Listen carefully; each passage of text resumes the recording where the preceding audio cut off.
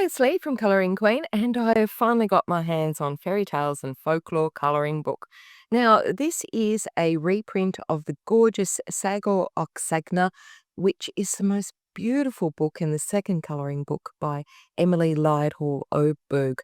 Now, after it had been out of print for a number of years, the amazing Colour with Claire organised a petition to get a publisher for it so that Sagor Oksagna could be reprinted, and this is the result. A publisher picked it up, Better Days Publishing, and it has been reprinted. We have gold foiling on the front there, and it's about the fairy tales and folklore that Emily was told as a child. All of those little fairy tales that we have in our life that are passed on and given to us. So, absolutely gorgeous colouring book. It's got dull black protective paper at the beginning and a gorgeous introductory page.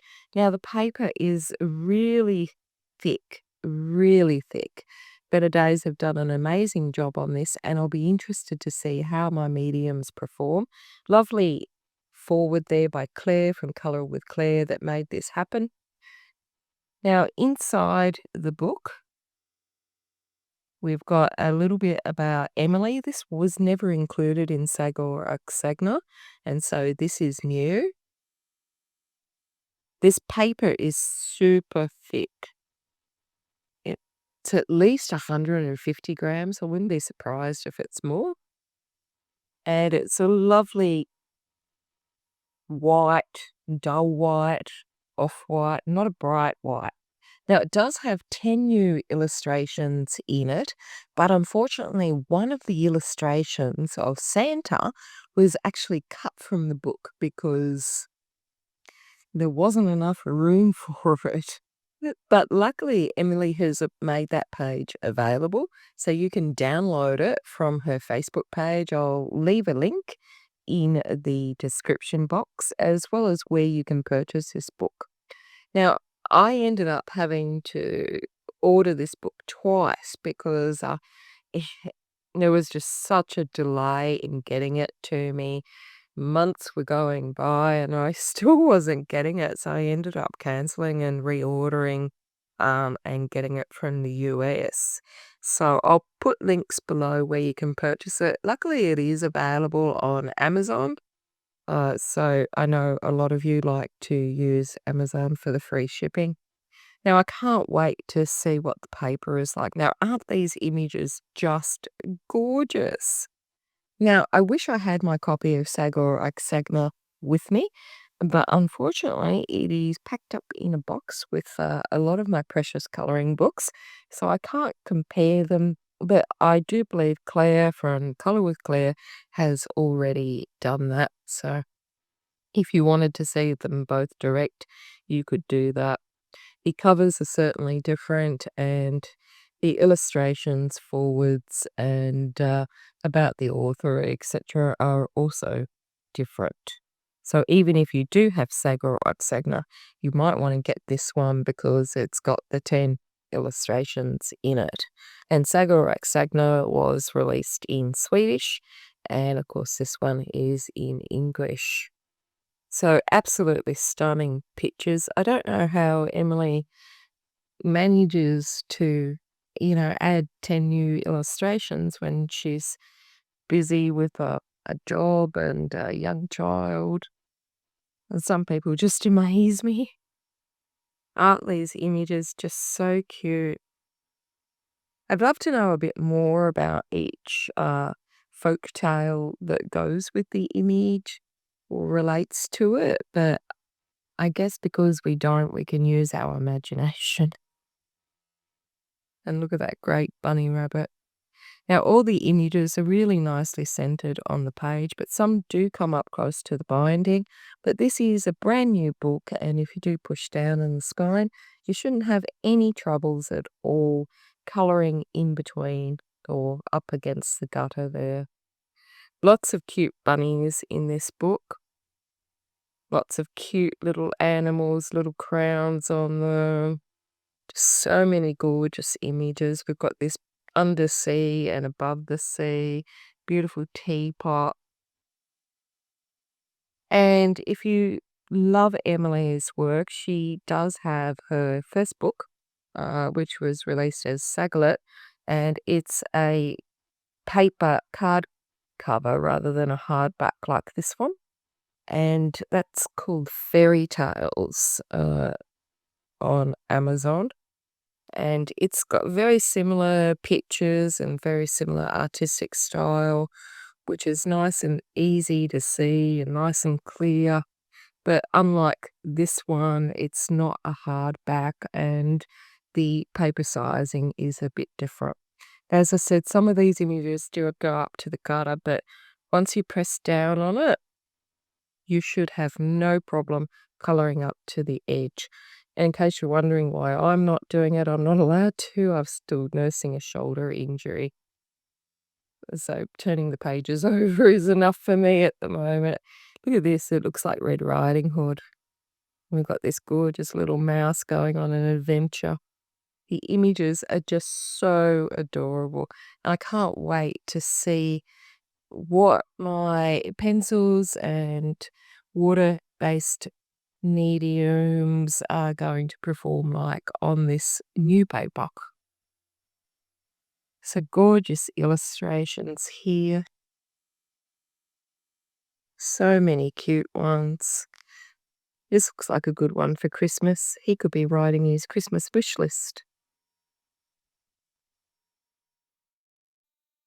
So we've got sea, we've got buildings, a lovely dull black line art that's really nice and easy to see, and a lot of detail, but still with some large elements as well, making it easy to see if you do have a visual impairment. It's gorgeous. And beautiful images here. I love this one. So many cute ones.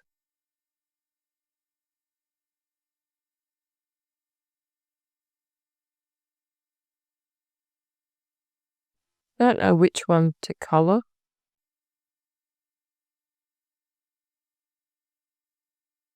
I just love looking at it, and I knew I had to have it because, Sagurak Sagner is just beautiful, and it's been one of my favourite books.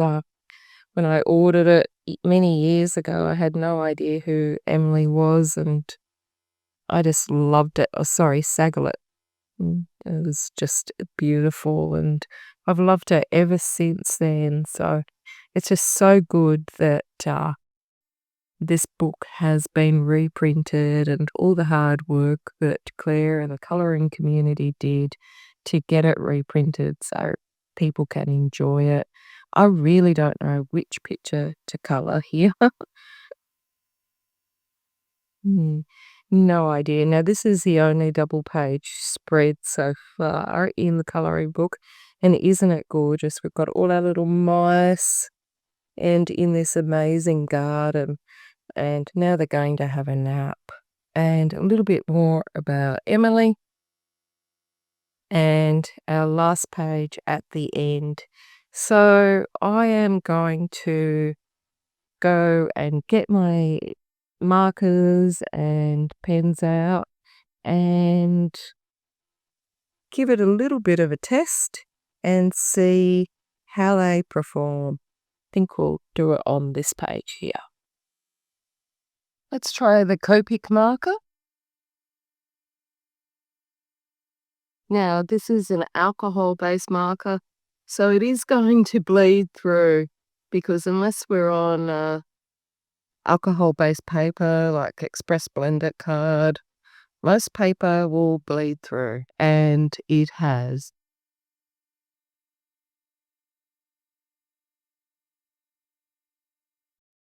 So let's try a Tombow marker. Now, these are water-based, so you can add water to them if you want. Now, water-based products generally are okay in our colouring books as long as you use only a little bit of water, but there is always a risk of it pilling.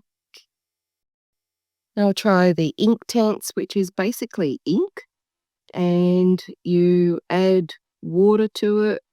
You can put it on as light or dark as you want. We'll try a bit dark here on the edge. Go back lighter. Make that one really dark.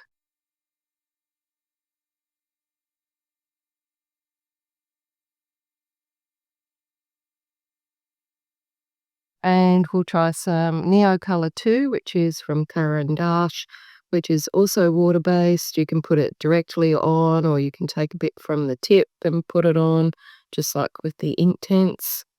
And we'll see how these go when we add a bit of water.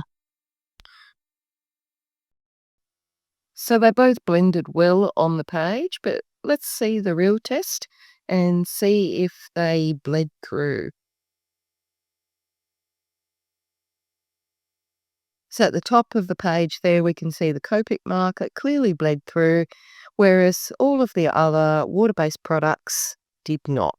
So always test out on a spare page first before you use any mediums on your pencil book, on your books that ideally are suitable for pencils, like double-page spread ones. But these ones so far, except for the alcohol markers, have all been fine to work with without bleeding through. They're all dissolving easily. So let's move on to the pencils. Okay, let's try the Prismacolors, and I've picked out 3 reds here. Now they're going on pretty smoothly, and I am covering the white space, even though I am coloring pretty lightly with a lighter touch. It's going to add a second layer and press a little bit firmer now.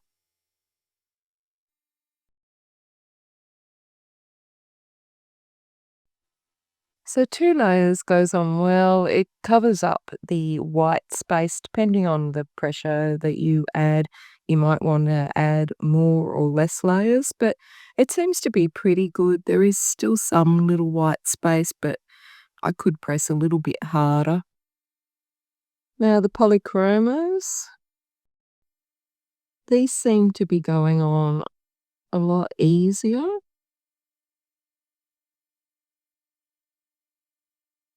It's very easy to add a really dark pressure to it with the polys. It's really flattening down the tooth.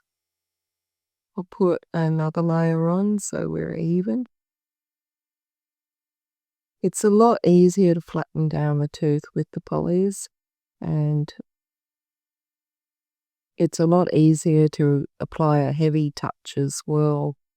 Now, these are budget pencils, obviously, so they don't have as much pigment as the artist pencils that we've shown, but they go on pretty easily here. It's pretty easy to firm it up on the sides here. And although I'm pushing down quite firmly, I'm still not covering the white space. Now, a trick if you don't like doing too many layers with the Prismacolors, or you just want to conserve the pencils, is to put Crayolas down first and then cover them up with the Prismas. There is a large range of these pencils for the price, so they're pretty good budget pencils. I do believe that the Colleens are a much better pencil if you're looking for something in the budget range, and we'll have a look at those in a minute. Just doing the second layer here. Going on pretty easily. Still a bit of white space with the second layer and with pressing a little bit firmer because they're quite hard, these ones. And pretty good for a budget pencil. And try out the Black Widows. So a range of colours in the Black Widows, and even though they're sold in tins, in sets, you can buy individual pencils if you email them.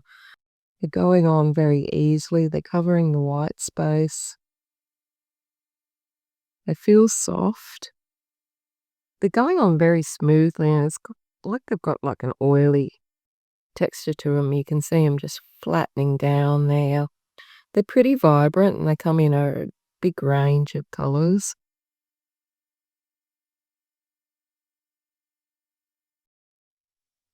I probably could have selected better pencils for this, better colors, but they look pretty good and pretty good pigment as well. Now the Colleen coloured pencils, doing a hard line goes on pretty smoothly. They don't seem to be covering as much as I'd like. And although I gave them a big shout out a minute ago, I'm not really feeling it now. Really feeling like the Black Widows are better with this book than the Colleens, which is unusual. Usually I find my Colleens work with most books, but they're not really pushing down the white space, the tooth on the paper, and they're kind of a little bit streaky. They're not really blending in properly.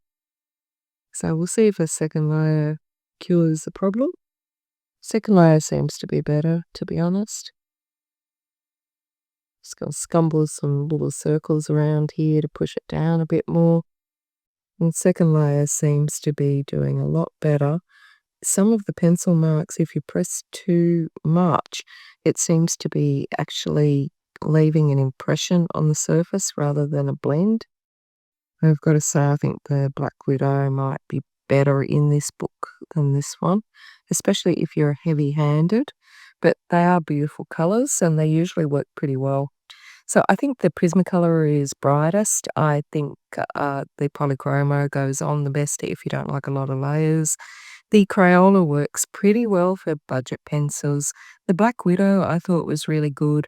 And the Colleens, I love them as my pencils, and maybe it was luck of the draw, but I really think you could get something better for this book.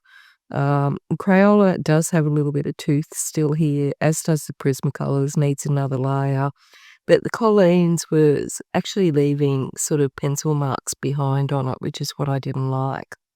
As our wet mediums go, these were all really great, but you do have to be careful with how much water you add on and to make sure that you don't peel the paper. Obviously, stay clear of the alcohol markers unless you're happy to lose the page behind it and don't want to colour that one.